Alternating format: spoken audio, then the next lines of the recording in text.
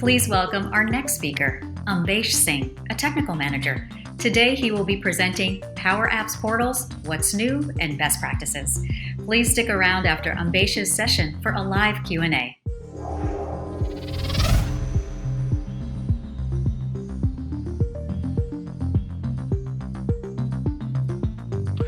Hello everyone, welcome to the DynamicCon 2021. A very good morning, afternoon, and evening based on the reason and the time you are watching this session.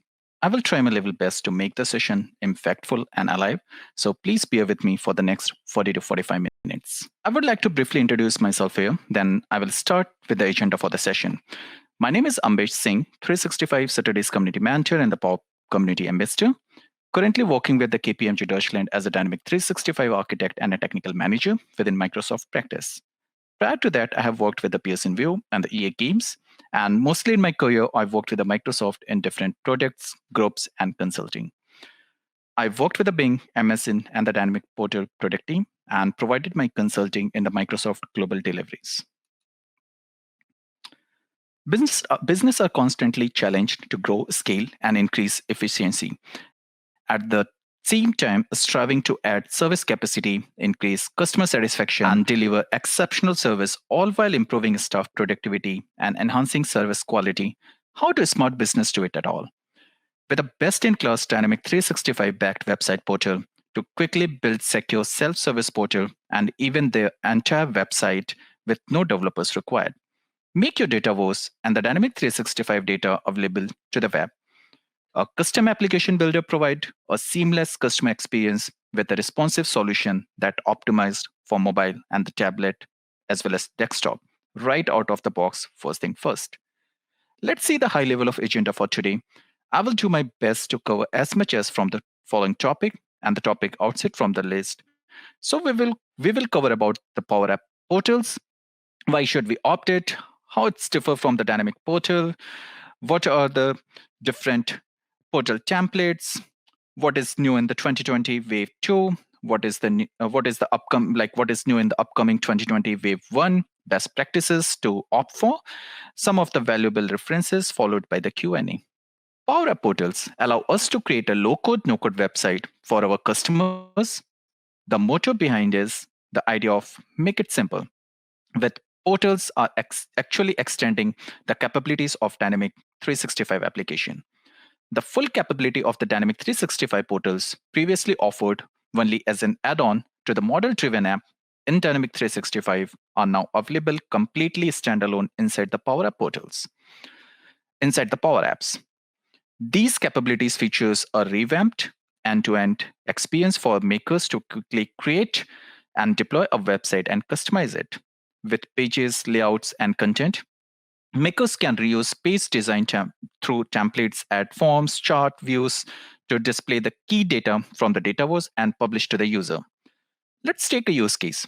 I can give you a brief of my organization. KPMG has ton of the internal users and the external customers. Let's think of the scenario where I need to connect with my IT team for the faulty hardwares or the software issue, and maybe with my HR team for my leaves and the vacation policies. Do I need to write an email or call them? No, definitely not. I can explore the knowledge base and the forums decisions before approaching them or raising the tickets. Same as for my end users or the customers. If they need to raise a ticket or the new change request, they can use customer self-service portal. And because it's on the top of Dataverse or the dynamic database, we can create a workflow from request to invoice and send bill to them after the work done. No magic here, and complete process take less than a day to surface it. So on October 1st, 2019, Microsoft announced the general availability for the Power App portals. Then how it's differ with the Dynamic 365 portal exist earlier? Actually, apart from the branding and the licensing, there was no difference. So everything done automatically, and from the end user perspective, they haven't encountered any downtime probably, and they haven't encountered any look and feel and the functionality difference. Let's talk about some of the capabilities of the Dynamic 365 or the Power App portals.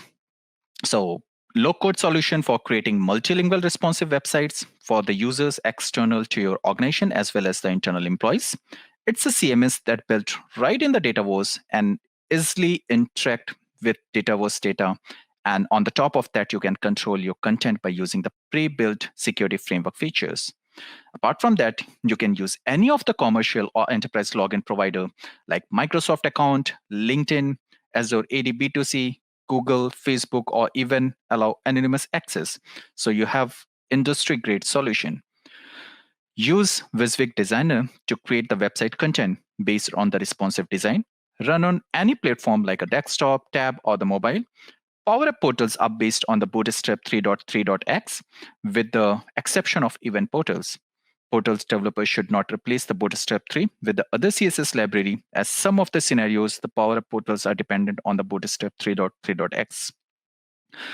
Built on the top of the Dataverse, and it will cascade all of the features along with the data like security, data protection, views, forms, chart, or the dashboard.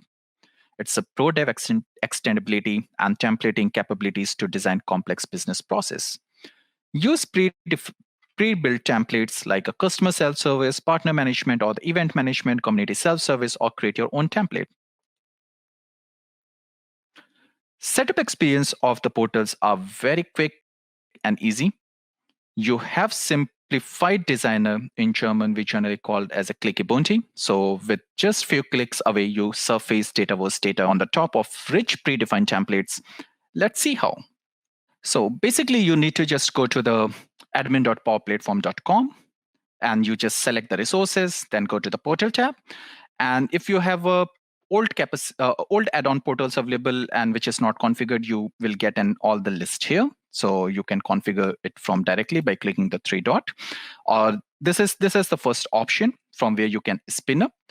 The second option is you can directly go to make.powerapps.com, and here we go.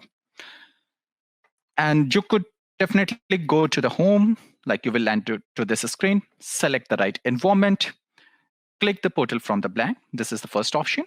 Second option, definitely you could go to the apps, and then from here, a new app and the portals. The third option is you definitely go to the create and then portal from blank. And not only this, you will get a lot of templates available inside this view if you already have those solutions available on your Dynamic 365 instance. So an example, I have all the sales services, apart from like if you have the field services, project management. So all of those templates will be available if the solution is already available. So you can definitely go and pick it from here. So setup experience of the portal are very quick and easy. You have simplified designer, and that's what I just explained. Like you can just simply go and set up your dynamic portals across that. After creating the portal, the next question is from where you can customize them. How you will decide the themes, images, navigation, web pages, content of your website. Answer is pretty simple, and mark my word, I said make it simple. So Microsoft provided Portal Design Studio for all of this purpose. It's a WYSIWYG experience. It simplified portal designers to customize content of your website, create and manage pages, navigation, theme, etc. in just a few clicks, which increase the productivity in the multifold way. And you have an option to choose a predefined pages layout. If not matching with your business requirement, you are always feel free to create your own template using page and the web templates available within the portal solution. Designers not only allow to change look and feel, but it also provided a way to integrate your Dataverse or the dynamic data like forms or the views in just a few clicks.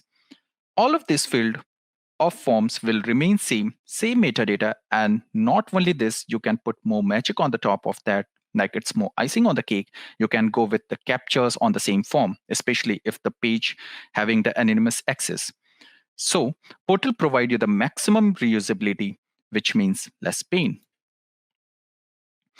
Portal are meant for the users outside of your organization as well, for internal as well as for your internal employees. So authentication and the anonymous user access always come in the picture.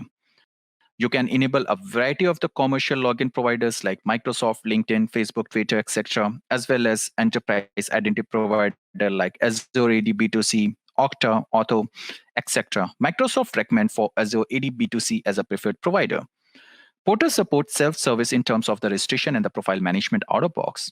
It allows users to link or delink identities from the different identity providers. So suppose you forget the password for the Twitter, but you can still log in via your LinkedIn credential. And this is very powerful features that your identity will not be lost in portals. You create a case after login from the Microsoft account, and the next time you logged in via Twitter, you can still see all of your data as same from the different identity provided because your profile is same is one contact in the Dataverse or the Dynamics. It also enables anonymous access for the content like FAQs, contact us, about us, office location, etc. And you can provide hybrid content also on the same page, like you can expose sales or the HR lead email IDs or the direct contact just for the logged in users. Contact is a core of the portal entity. It helps to support not only B2C but B2B model also. Like an example, a case submitted by Andrew, he should be able to see, and this is the example of the B2C. But in a B2B scenario, he should be able to see all of the case submitted by his organization as well, submitted by the other peers. So external users facing sites need to be perfect in terms of the UI, look and feel, and because it's represent your brand. Responsive website which run on every platform, every surface, every browser is internally supported by the Bootstrap theme and provided you the pixel perfect website. And the good part here, you can customize as much as you can. Because remember, at the end of the day is a website which built on the HTML. And the only thing you need to consider is to use the Bootstrap pattern to keep the website responsive. So not try to break it by chance. Not only this, it supports all the Dataverse languages except RTL market like a Hebrew or the Arabic. It also supports languages variant like English UK, French Canadian, not only French France or the English India. Like this, it supports around 180 variants. Just keep it in mind, it need to be tied with one of the listed Dataverse language because your form content, your list content, they all are coming from the Dataverse. Most important things, accessibility, which is the core thing in any Microsoft product since last 5 to 7 years. And portals definitely not are the exception on this. All the controls are the layout. All the layouts are 100% supported accessibility and supported WCAG 2.0 now. So WCAG stand for the Web Content Accessibility Guidelines, and these standard came directly from the W3C guidelines. And if you're making any customization in the layout, you need to share this responsibility to keep your customization compliance to WCAG. WCAG already declared the next version 2.1, but I'm not sure like which release you will get this as a standard out of box with the portals. For portal, Dataverse is at the core, and it doesn't mean you are not leveraging the beauty of the other Microsoft product or the services. So you can integrate with the Power BI embedded components like a reports, dashboard, and tiles. Integrate with the SharePoint and Azure Blobs for the documentation storage. Integrate with the Azure AD B2C as an identity provider. Integrate with the Azure Application Insight for the telemetry uses, and it's integrated with the Azure Application Gateway is a web application firewall for providing additional security. So let me just quickly show what does it mean.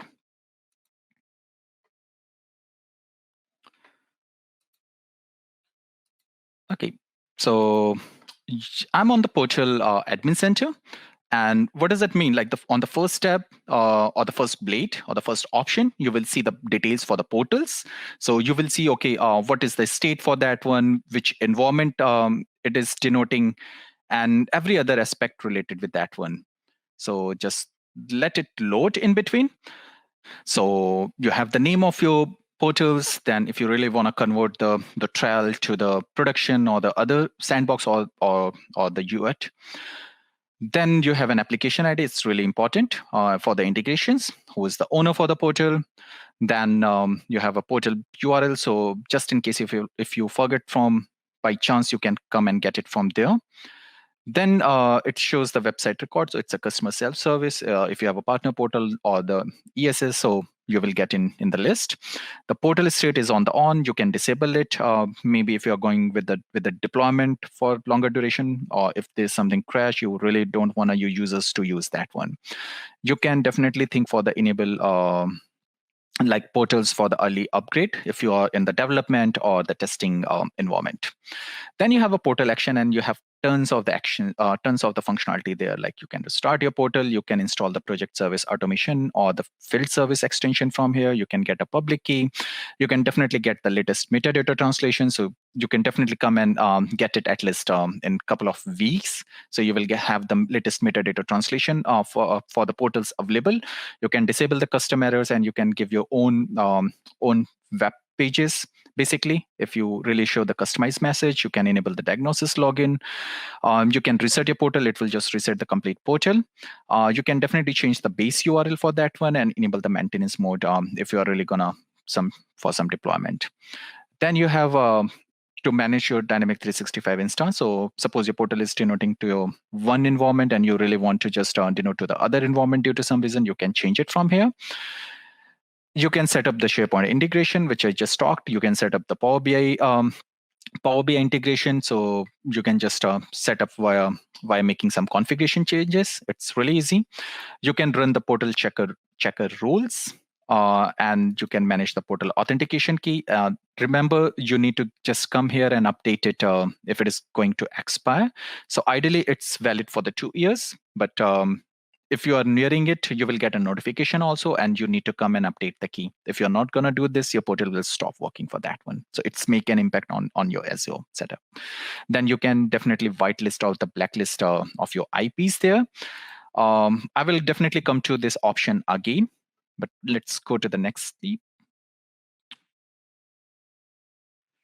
So here we have a lot of portal templates already out of box available. You have a customer self-service, you have a partner portal, you have a community employee self-service portal, you have a custom portal. And if nothing is going to suit your requirement, you can definitely go and start the portal from the blank. So portal from the blank is specifically available for the Power platforms and not for the dynamic instance. Then you have a lot of admin service available. I already explained about your portal checker rules. So an example, just go and run it. So I think for now you have 18 rules already available there. But then quickly go to the slide, and I talked about the latest metadata translation. You should always click on the tile, maybe on every 2 weeks or something. You could whitelist or the blacklist for your IPs. You can enable the diagnosis login, and you could push all of those logins maybe to the Azure blobs or something. Enable maintenance mode if you are really gonna deploy, especially for the longer duration. You can clear the cache. And there are the multiple way to do this. So let's see how. So this is something I talked about the rules. So I hope there are 18 rules for now. And if you have some problems, it will give you the warning or something. And then you can also get an option that, okay, how to fix it. So this is really, really good. Regarding the cache stuff, so the first option is you can start the portal from here. The second option, if you're already logged in and you have an admin rights available, you can just append _services/about. And here you will get an option for the clear cache, rebuild search index, and the clear config. Apart from that, also, you may restart it directly from the app. You may change the bindings from there, and it will restart it there too. And then you have a Sign Studio. So this is something like when you spin up the portal, you will get a window like this. And you could directly go to make.powerapps.com. And from there also, like if you have the Design Studio available, you could make the changes like sync configuration from there too. So it will also make the impact on that one. Let me just quickly show that too, once it will be loaded. And it will take some time on the first load, maybe a couple of seconds, if everything's worked fine. So if you can see on the top, like you have a sync configuration, you can do it from there. And these are the left tools available. So you can create a pages from there. You can select the pre-built templates. You can create your own. You can apply for the themes. Now you can integrate the Power BI components from there. So a lot of components available there. Let me just quickly show very quickly. So you see like how many templates are available there. So you can definitely go and create from the available templates. And here is basically for the themes. So if you really want to go with the basic, it's okay. So you will get approximately, I think, the 9 themes there. Let me just quickly enable it. Okay. And okay. Oops. The important thing, like if you're making any changes into the themes, please don't try to break the bootstrap default one and the theme.css. Maybe you could create your own overlay or a clone for that one and make the changes there, and then basically can refer it over the pages. So you have order box or all the themes available. You can choose any of the preset, or definitely you can go and make the changes into the CSS accordingly. So you can select anything and you can make the changes accordingly here. Then you have a lot of components available there. So the Power BI is something new in the family, and you could definitely go and utilize directly on the pages. Here's the page view. So you can see all of the changes here, and you can make the changes directly on the designer. So you don't need to go to the portal management app, and you need to make changes from there from the dynamics. Okay, let's go back to the presentation.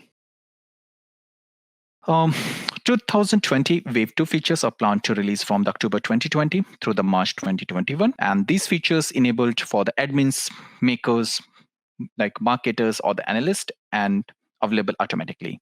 So the first one is like Power Virtual Agent as in component of the PowerApps portal studio.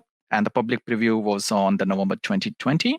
Then the Power App component framework control supported in Power App portals, like the public preview is available on the March 2021. Support for the entity permission configuration using the Power App Portal Studio. Again, the public preview is due on the March 2021. And the Power App Portal's web API, like a journal availability, it was due on the Feb 2021, but as per the best of my knowledge, it's not enabled yet. So maybe it will be released very soon. I'm even get in touch with or following the product team for that one. The next important 2021 Wave 1 features are planned to release from the April 2021 through the September 2021, and support for the Microsoft Azure Analysis service like connections and custom data functions features must be enabled or configured by the administrator, makers, or the business analyst to be available for their users. So the general availability for this will be on the April 2021. And as a part of this features, makers will be able to embed Power BI dashboards and reports utilizing live connections with Azure Analytics service.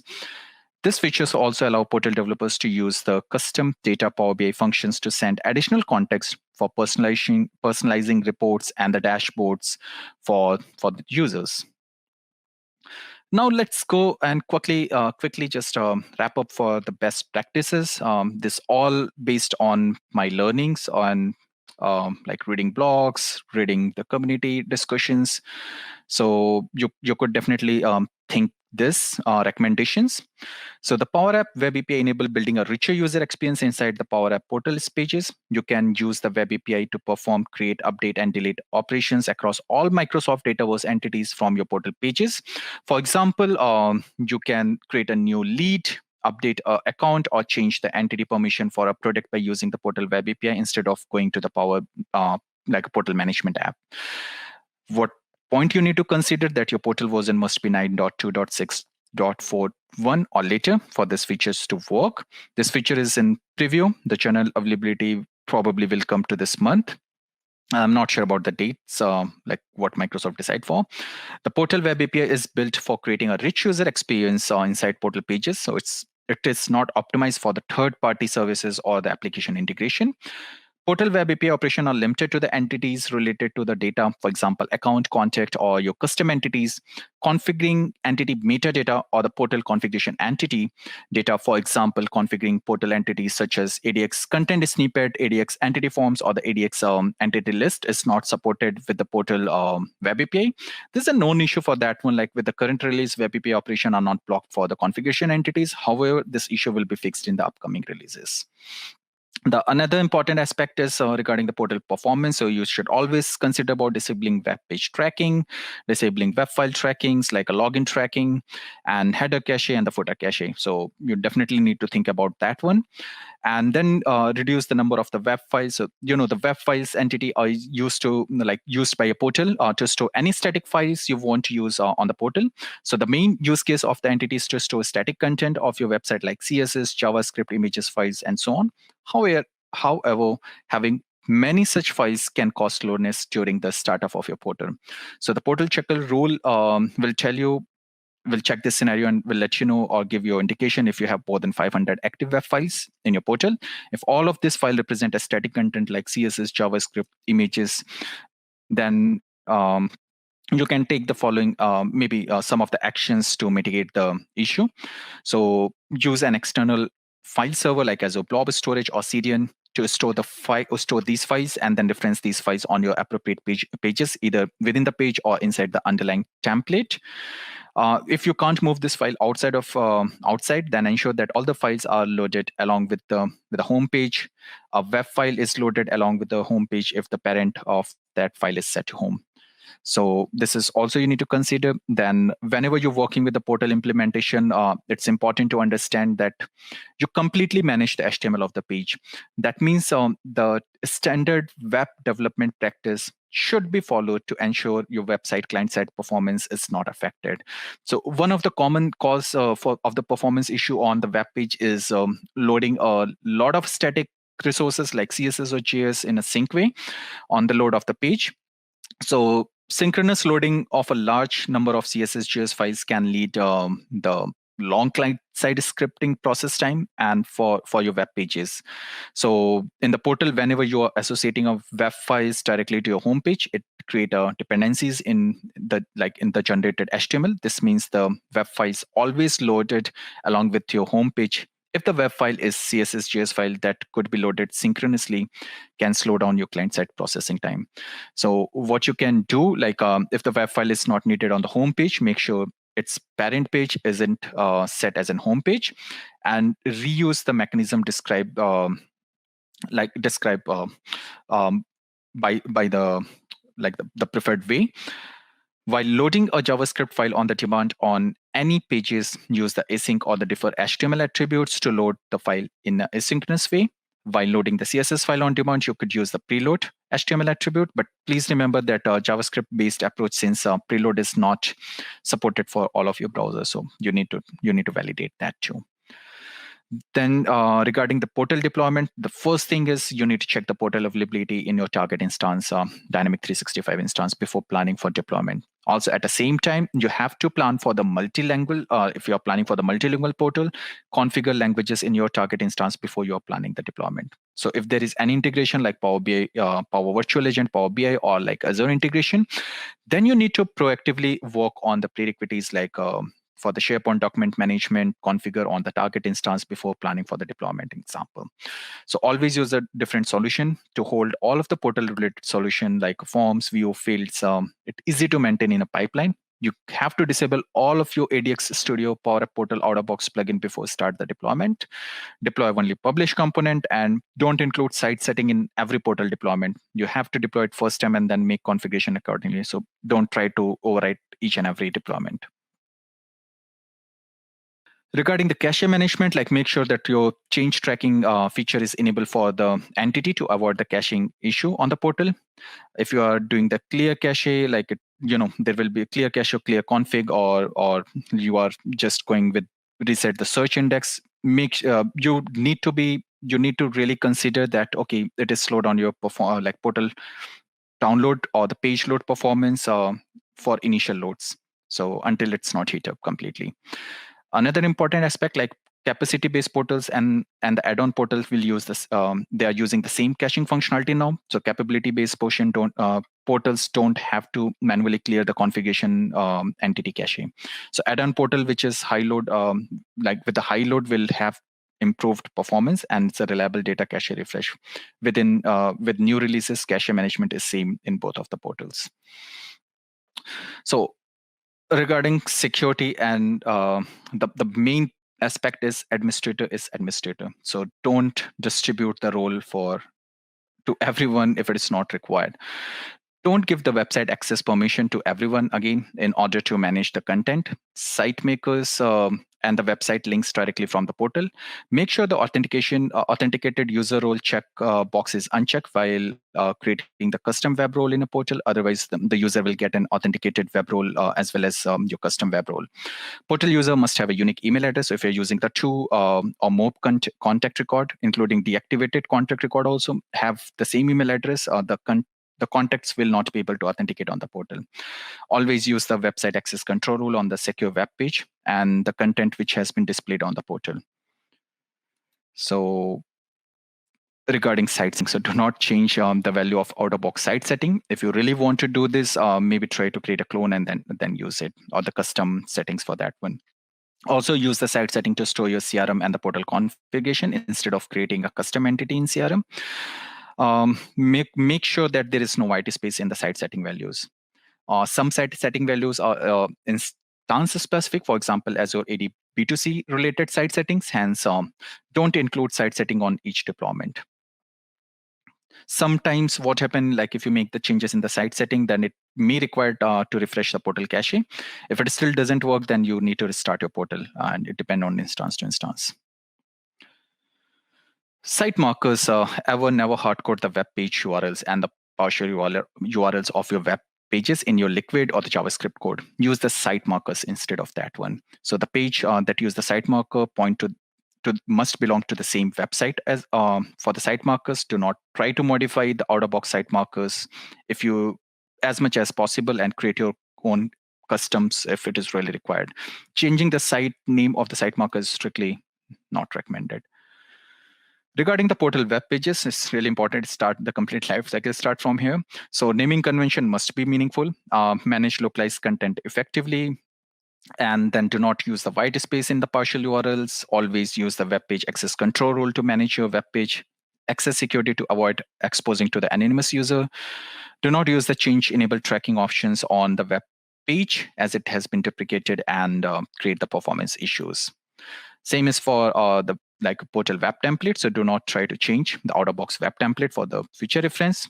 Maybe if you really want to change it, you could create a clone for that one and then make the changes accordingly. Use the web template to avoid writing the same code multiple times on the different web pages. So this is also you need to consider. The main important aspect in the web template: do not hard code text messages in your Liquid code. Always use content snippet for that. Also, do not try to hard code the URL in the Liquid template code. Maybe you could optimize the site marker for this purpose. So please note, you always store the configuration value in the site settings. For example, web API URL, client ID, and the secret key, etc. Try to avoid inline CSS and the JavaScript in the web template code. It's gonna definitely deprecate the performance, or it make the impact on the reverse impact. Use the web template to trigger your fetch XML on demand. So you could also leverage this functionality from there. Content snippet, it's play the important role, especially when you have a multilingual websites or the portal. Content snippet is used to display the dynamic information or the content on your portal. It also holds some hidden information that need to be it's used for some decision. Validate localized content, as most of the bugs are coming because of the blank or the mismatch values in the content snippet. In order to edit the snippet on the front side, users must associate it with the web role that is associated with the website access permission record with the managed content snippet permission set to true. Use default values in the web template for content snippet for the fallback scenario also. So you need to consider this. Regarding the entity form that must be associated with a web page for a given website for the form to be viewable within the site. The connection entity subgrids are not supported. Duplicate fields, multi-select option set, custom control, Business rule also not supported in the entity forms. Manage attributes, file attributes, entity image are not also supported in the entity forms, web forms, and when you use the liquid template tags such as fetch XML. So always create a new form for the portal entity. Don't use the existing CRM forms for that one. Please note that if you create an entity for the insert mode, you can't change the button alignment or place the action button above the entity forms. Always use the captcha on the entity forms, which is being exposed to the anonymous user. That is somehow same for the entity list. So the entity list must be associated for all the localized content associated within the web page. Avoid using CRM existing views to create the entity. Always create a new view for the portals. The multi-select option set is not supported in the entity list. And you can write only the JavaScript related to the entity list in the entity list custom JavaScript section. For example, perform an action when the entity list finish loading or edit values. Regarding the general recommendation, choose the correct portal type like a customer, partner, community as per your business requirement. So you need to identify your portal users effectively, and based on the plan, your portal pricing and the licensing correctly to avoid paying extra.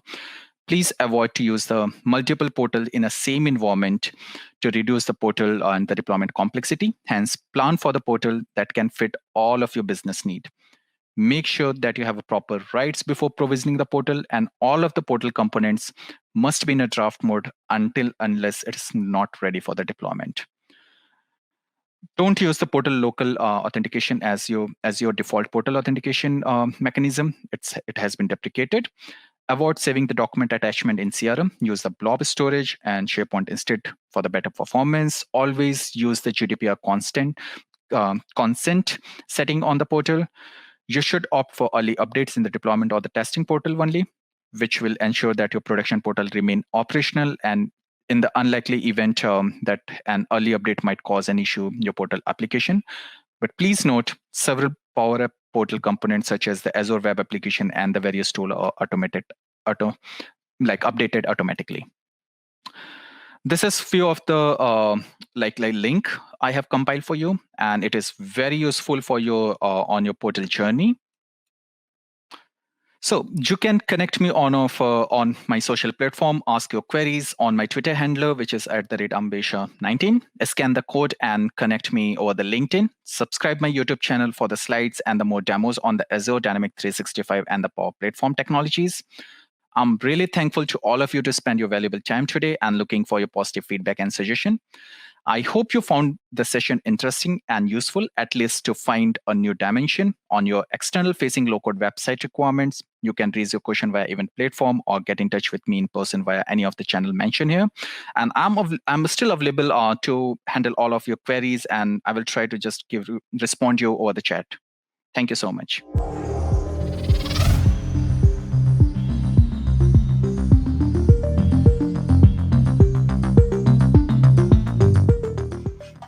Hi, Ambesh. Hi, Abby. How are you doing? I'm doing good. How are you today? Yeah, I'm doing perfect. Thank you. Well, we have a lot of great questions that all came in. I've been kind of reviewing them and sending them over to Ambesh. Do you want to give any big thank yous to the crowd who came to view your session today? Sorry, can you just come up again? Yeah. Do you want to give any thank yous to everybody for coming and watching your session today, or say anything to them to start this off? Yeah, so firstly, I would like to thank all of the audience who just took out the precious 50 to 60 minutes to watch the session. And apart from that, I would like to really thanks to the Dynamic Con platform organizing committee. Like, they are doing a wonderful job running the event for the 3 days. It's not an easy task, and like, it's not kind of the someone cup of business, but it's really a great effort in the community upliftment. And yeah, before I start, I would just quickly give a brief about myself here, so people already know about me. And just to reiterate it, so as you know, my name is Ambesh. I'm a 365 Saturdays community manager and a Power community ambassador. Currently, I'm working with the KPMG Deutschland as a Dynamic 365 architect and a technical manager. And prior that, I have worked with different product companies like Pearson View, EA Games, and mostly in my career, I worked with Microsoft in their different product groups, consulting. So I worked for Bing, MSN, and Dynamics Portal product teams. And then I started my consulting journey to the global services, global delivery services. Yes, then we'll quickly jump to the questions, and I would not just kill the time and just quickly try to accommodate as much as from the list which you have. Sounds perfect. We have a lot of people joining in and a lot of Mhm. questions, so I can Okay. start. Allison asked, where can we look up all the details on accessibility support? Okay, I would paste a link on the chat window. Maybe you could just pass it to the greater audience there. So there's a specific accessibility plan. Like as I mentioned in my session, also it's W3C AG supported, which is derived from the worldwide communities and like W3C. And in that particular case, any of the Microsoft products. So it's not only specific to the portal. So in general, we could see any of the Microsoft product, and that is the Microsoft focus from last couple of years, especially 5 to 7 years, to just give as much as from the accessibility scenarios or the background. But very specific for the portal accessibility stuff, I will share the link, and then probably you could share it with the larger audience. Yeah, Okay. yeah, I'll do that. So once you copy and paste that link, I'll just put it back Sure. in the chat. We have another question, one from Rob. He wanted to know if there's any restrictions on using portals. Uh, Absolutely not. I would say like what kind of the restrictions we could thought for, and portal generally derived because of all the restrictions, all the licensing issue. Like if we need to share the our CDS or data was with the external world, portal is the only one solution for that one. So you can't go and share with the other solutions which is available in the Power Platform umbrella. And portal meant for that one to just share your CDS or common data to the external world. So I don't think so. There is as much as of the restrictions regarding the licensing also. Like it's mostly come as a Power App like under the Power App licensing plan. So whatever is there, it's derived from there with some specific clause. So for unauthenticated user, because as I mentioned, it's for the external world also. So for the unauthentication or unauthenticated user, there's a different add-ons available. Like we could leverage that too. And then there is very specific for the per user sign in. But apart from that, I think you could leverage all of those features which is available in any of the website available in the market. Okay, well, very good. Kind of building off of that, Asim asked, can you share a little bit on the latest updates for licensing of PowerApps portals? Kind of an example he gave was if someone is using F&O and they need PowerApps portals for their use, how would this licensing work out in this kind of scenario? So regarding the licensing, again, that is a very tricky question. And I used to say like, if I need to speak on the licensing, I need to check the page maybe 5 or 10 minutes before that, because of, especially in the Power Platform, Microsoft mm, have a habit to just change the licensing plan very frequently. Yeah. I will share the licensing link, and I would also recommend to all of the architect, all of the customers, on all of the end users as well. Like if they are really planning to go for the Power Platforms, any of the product, like not only the Power App portals, maybe the Power BI, Power Apps, or the Power Virtual Agent, they always need to get the latest. From the licensing booklets. I will share the link. And regarding the specific concern about the licensing, so it's work like on the 2 dimension, like as any of the Power Apps stuff work, like per user and the per apps. So we could leverage either one of them, and then everything will go in a smooth way. Okay, well, thank you, Ambesh. Yeah, definitely not wrong about the licensing changes being frequent. Ben Baxter, he's new to PowerApps. He wants to know if creating a service ticket system for clients and internal support techs. In this scenario, is it best to use Portal or a Canvas app? It's depend like how you want to leverage it, because if you are talking about the case management system with the Power App portals, you already have a template defined for that one. So and believe me, like I would surface the complete case management system for my internal departments less than in a 1 day. So you just need to go select the proper template, which is in that case would be the case management related, like a customer service, customer self-service. Just make some customization into that one, and the complete portal probably and should be ready with you in less than 1 day. Like you could surface it until unless you don't have a very specific business requirement. But if you are going for the Canvas app, then you need to start it from the scratch, because I don't think so. There is already a pre-built template is already available, so you could just leverage on the top of that. So my recommendation would go for the Power App portals in that case. And the second is like it's based on the web, and you could leverage all of the web related stuff on the top of that one.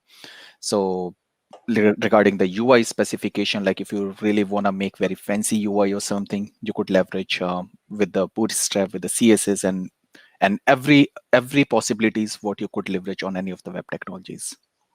Okay. Well, thank you. And we got a couple more questions questions regarding licensing. I just copy and pasted Ambesh's link into the chat, so feel free to reference that for anyone who needs it. As I saw, we had quite a lot of those questions. Adam wanted to know if you have any experience using external/third-party frameworks /UI libraries in portal design. He's used Kendo UI Telerik for more responsive grids and form controls, but he's wondering if there's a preferred or better option when putting a polish on front-end design. That's a good question, Andy. So the thing is that one thing is very clear on here, that we are actually using a product which is based on a normal HTML tags. So yes, it's a Power App portals, but it's based on the web technologies. It's on the HTML, and we could leverage any of the technologies, either it's a third party, any of the supported JavaScript framework, even the Kendo UI, some of the Trellrigs. So we could leverage, because at the end of the day, you have an HTML hosted and running on the browser. So there is probably no any limitation into that one unless you are just into the umbrella of the dynamics. You are fulfilling all of this stuff, and especially now with the current changes and the current features which is Microsoft is providing. I talked about the web APIs. I think so it's already launched, and it should be already launched last month, but due to some delays, it is not launched yet. I just need to check very quickly, because I haven't in touch for the last 3 to 4 days that it's already launched or not. But it was planned and it was delayed. But I'm pretty sure this month you will get a web APIs general availability. It's already in the preview, but you will get a general availability, and then you could it give a more boost to the pro developers. As I mentioned, like a Power App is not only for the code developers. It's basically the low code, no code platform. But Microsoft is not saying or not backstage the developers. So they give all of the hands where you can make your hand dirty. You can leverage your all the skills. You could go to the as much as from your skill sets. You don't have any kind of the boundaries there. And in that case, combination of the web APIs, and then you have all of the client-side scripting, either any of the platform. You have a good CSS frameworks available. You could leverage any one of them, and you could boost, and you could basically surface a very nice looking website basically for your end users, either it's a customer or your internal employees. Great. Okay, and we have quite a lot more questions that had come in as well. Karen wants to know if you have any experience with event portals that come with D365 marketing. Okay, so out of all of this event portals, I would say it's a specific portal, because regarding the Bootstrap framework, so they have a different set of versioning on that one. And yes, we are using the event portals for our marketing apps or the marketing modules basically, and it's very good. You don't need to spin up and do everything from the scratch. You just do the stuff on the Dynamics marketing apps or the module, and everything will be surfaced back to the portals. So it's really cool, really integrated, and very specifically meant for that one. And apart from that, like, you have more integration options available, so you could do the integration with the payment gateway. Now you have already team integrated with that one, so you could go definitely, like, after this COVID stuff, it's a highly required for go for the virtual events or something, and the team is a part of that one, like a team integration. So you could leverage a lot of other benefits, which is for me, it's you if you need to leverage this kind of stuff from the other portal, like if it's a customer self-service, partner portal, or employee self-service portal, you need to perform few steps for that one, but those templates are already available with the marketing portal, so you could leverage all of those things, or the event portal. Okay, hopefully that gave a good little overview for you guys. We have another question asking if you can highlight or talk a little bit about the current limitations of PowerApps portal versus other third-party solutions that are in the market. And do you see any of these covered in the current roadmap? I can also put this in your chat so you can read it out loud, because it was a bit much. Okay. So regarding the third parties solutions, like, I know there are a few things like a portal connectors of, like a solution called a portal connectors, and I think they are also the sponsors of the current event. And then apart from that, there is something already available from the ADXO, like, which is generally the root organization for the Power App or the Dynamics portal. Regarding the differences, it's not a kind of the black and white answer for that one, because every product, they have a different USP. I won't judge because of few features or the options that, okay, one product is good and another is bad. It's more and more depend what kind of the features or the business requirement I would like to leverage it from there. I'm using Dynamics portal since last, or basically, like, I started with ADXO, so since last 5 to 6 years, maybe. And I haven't encountered a single issue regarding the implementation. So an example, you just block somewhere and you can't implement your business requirements, or you can't surface your business requirement to other portals. Yes, for a few things you might need to customize system a bit more, but you would definitely get a leverage. You could definitely leverage the solution which is already available.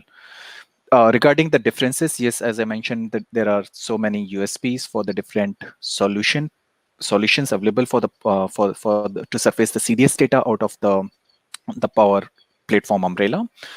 And maybe it will take more time to just discuss all of those points. But in my opinion, why I should opt for the Dynamics portal or the Power App portals now, because it's backed by the Microsoft. And I know if I need to get back for anything regarding the SL limit, regarding the new features, like, I see the portal growth tremendously from last 2 to 3 years. Like, from the Dynamic 365, now it converted to the Power App portals. And since it's converted to the Power App portals, like, the new user interface came, there are a lot of improvement on the authentication. So Microsoft is really, really investing a lot into this product. And I see the great future into that one. So if there is any unsimilarity with the other product, I would say, based on the product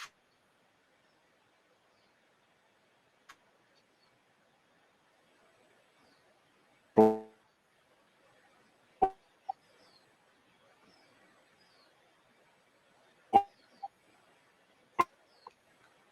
Ambesh, I think you froze there for a little bit. Can you hear me? Oh, well, hi, everybody. If you have any questions while Ambesh's connectivity is kind of loading, feel free to drop them in the chat. He'll be able to connect and kind of chat back and answer and review any of these. Oh, Ambesh, are you back? Can you hear me? yes. There we go. Okay, you cut out there for a little bit. Okay. So I was talking about the product roadmap, and definitely it's more on the internal discussion of the product team. So generally it's not out, but whatever is already available, like as a feature, or the feature plans which is already available on the MSN documents, we can see that, okay, till next 6 months or 1 year, this is probably the main product plan for that one. And definitely Microsoft is also considering for some unforeseen issues, like if something is really demanding in the market, they would definitely build a team and they would try to leverage those features as soon as in the market. Okay, and looks like we're at that nice 5-minute mark, so I'm just gonna go. We'll do a couple more questions, and then at the very end, if you have any tips for those who are beginning off with PowerApps portals, kind of where you think would be the best start, and we can just wrap it up from there. But Alex said that he's interested in your opinion using a PowerApps portal as a pseudo e-commerce platform to represent D365 Business Central and SharePoint file visibility for business to business. And a related question off of that, other providers of portlet temples or portal temples for such of a scenario as mentioned above. And I'll put that down for you to read because I know that that was a lot as well.